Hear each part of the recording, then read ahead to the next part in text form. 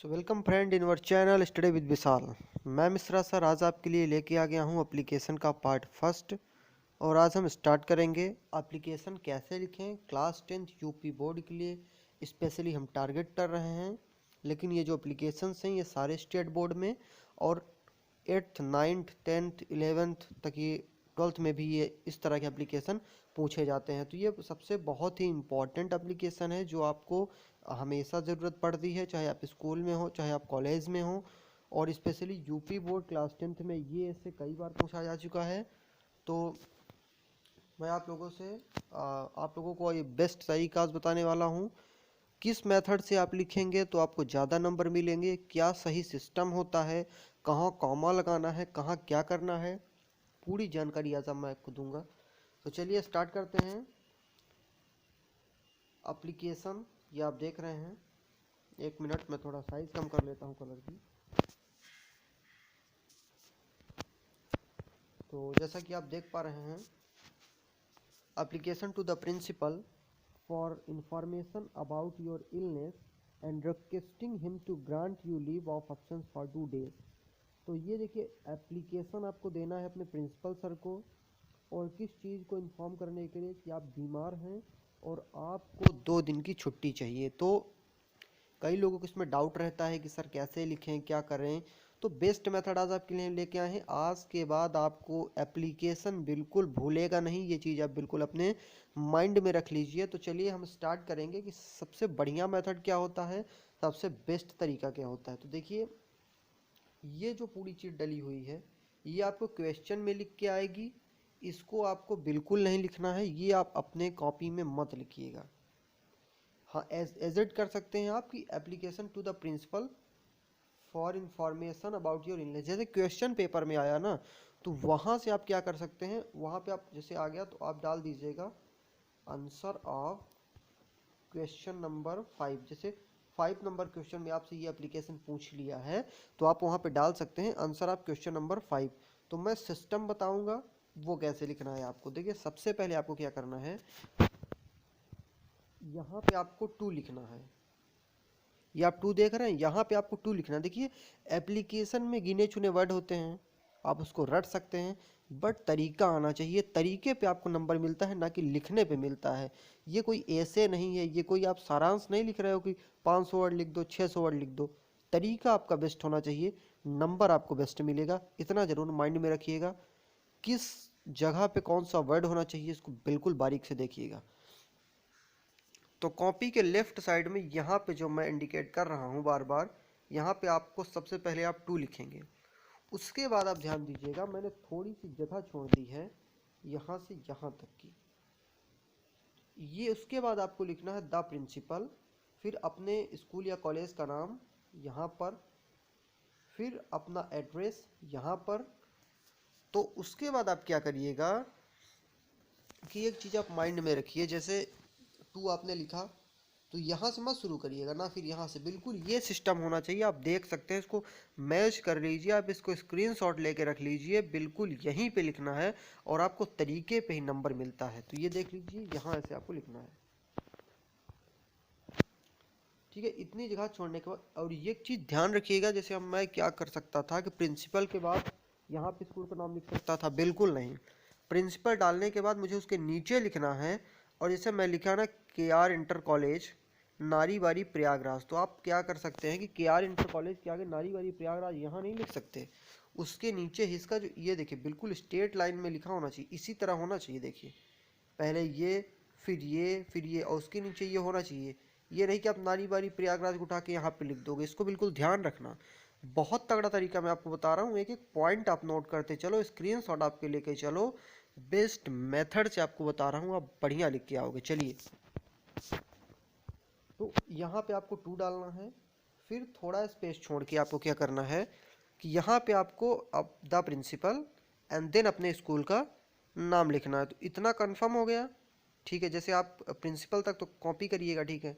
फिर आपके कॉलेज का क्या नाम है वो आप कहाँ पे लिखेंगे, वो आप लिखेंगे, एक मिनट में थोड़ा जूम कर दूँ फिर बताता हूँ। वो आप यहाँ पे लिखोगे अपने कॉलेज का नाम, और यहाँ पे लिखोगे आप अपना एड्रेस। जी हाँ, अपना एड्रेस, ध्यान रखो यहाँ पे क्या लिखोगे, अपना एड्रेस। फिर थोड़ा एप्लीकेशन को स्टैंडर्ड रूप देने के लिए, थोड़ा स्टैंडर्ड दिखे, उसके लिए हम क्या यूज़ करते हैं, सब्जेक्ट, मतलब हम किस विषय पे एप्लीकेशन लिख रहे हैं। तो यहाँ पे आप डालोगे सब्जेक्ट, ठीक है। सब्जेक्ट मैंने क्या डाला, application for a sick leave, मतलब बीमारी के लिए मुझे छुट्टी चाहिए, तो ये हमारा सब्जेक्ट है। इस विषय पर मैं एप्लीकेशन लिख रहा हूँ। किसे लिख रहा हूँ, अपने प्रधानाचार्य को। देखिए मैं टाइम लग रहा है, एप्लीकेशन बोला ना 1 पन्ना का एप्लीकेशन है, आप इसको 2 मिनट में मैं शो कर सकता हूँ, बट तरीका आना चाहिए, कौन वर्ड। देखिए अब मैंने क्या ना, सब्जेक्ट यहीं पे होना चाहिए, इसको ध्यान रख लीजिए आप, यहाँ नहीं, बिल्कुल यहाँ पे होना चाहिए। फिर एक और चीज़ कंसंट्रेट करने लायक है, उसको ध्यान दीजिए। ये जो सर लिखा है ये बिल्कुल टू के नीचे होना चाहिए। ये जो सर लिखा है वो बिल्कुल टू के नीचे होना चाहिए, इसको आप दिमाग में रख लीजिए। यहाँ से अगर आप गलती करेंगे तो आपके मार्क्स कट सकते हैं। जी हाँ, उसके बाद सर के बाद आपको कॉमा होना चाहिए। मैं ये आप देख सकते हैं, मैंने सर के बाद कॉमा लगाया है, उसको आप देख लीजिए। तो सर के बाद आपको कॉमा लगाना है और सर बिल्कुल टू के नीचे होना चाहिए। इतना आप भूलोगे तो नहीं, बहुत बढ़िया। उसके बाद आपको क्या करना है, फिर आप ध्यान दीजिए, ये जो मैंने रेस्पेक्टफुली लिखा है यहाँ, ये बिल्कुल द प्रिंसिपल के नीचे होना चाहिए। आप देख सकते हैं बिल्कुल मैं करेक्ट लिखने की कोशिश की है मैंने, जिससे आपको तरीका आए। ठीक है, एक मिनट। ये जो सर है ये बिल्कुल टू के नीचे होना चाहिए, और ये जो रेस्पेक्टफुली है बिल्कुल द प्रिंसिपल के नीचे होना चाहिए। इतना आप माइंड में रख लीजिए, स्क्रीनशॉट लेके इसको आप याद कर लीजिए। मैं तो यही एडवाइस दूंगा, ये तरीका अगर आप नहीं लिखोगे तो आपको मार्क्स अच्छे नहीं मिलने वाले। बहुत इजी है, एक बार 2 बार वीडियो देखना आपको आ जाएगा। फिर क्या करना है, respectfully I beg to say that I have been suffering from fever since last night. ये मतलब आप उनसे अनुरोध कर रहे हैं, या फिर मैं उनसे कहना चाहता हूँ कि मैं I have been suffering from fever since last night, बीती रात से मैं बुखार से झेल रहा हूँ या मुझे बुखार है। The doctor has advised me to take 2 days rest. Doctor ने मुझे सलाह दिया है कि मैं 2 दिन तक आराम करूं। ठीक है, क्या करना है, तरीका पता है, बिल्कुल रेस्पेक्टफुली कहाँ होना चाहिए, द प्रिंसिपल के नीचे। ठीक है, इतना लाइन आपको बिल्कुल लिख के आना। सब्जेक्ट आप यहाँ पे रखोगे, सर कहाँ लिखोगे आप, उसको भी आप देख लो एक बार। सर आप बिल्कुल टू के नीचे लिखोगे, द प्रिंसिपल के नीचे आपका रेस्पेक्ट फुली होना चाहिए। फिर आपको क्या करना है, इसको भी आप ध्यान रखिए कि बिल्कुल रेस्पेक्टफुली के नीचे यहाँ पे आप लिखोगे I therefore request you to grant me 2 days leave of absence from the school from today. Therefore मतलब इस प्रकार होता है, तो मेरा आपसे अनुरोध है कि मुझे 2 दिन की छुट्टी प्रदान करने की कृपा करें स्कूल के द्वारा। आज से मैं 2 दिन की छुट्टी लेना चाहता हूं। तो आप क्या लाइन लिखोगे, I therefore request you to grant me 2 days leave of absence from the school from today. तो इतना आप बिल्कुल माइंड में रख लीजिए। फिर आप क्या करोगे, सबसे नीचे थैंकिंग यू डालोगे यहाँ पे।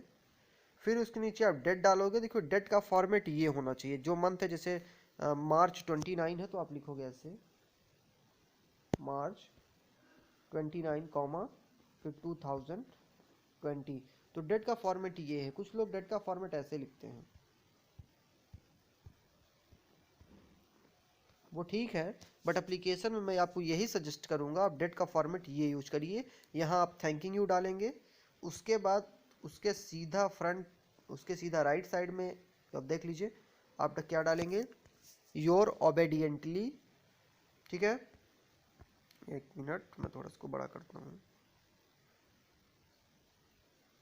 यहाँ आप डालोगे योर ओबेडिएंटली, जैसा कि आप देख रहे हैं। उसके नीचे योर ओबेडिएंटली के नीचे आप अपना नाम लिखेंगे, जो कि आप कुछ भी लिख सकते हैं, या कंपलसरी नहीं होता बोर्ड एग्जाम में।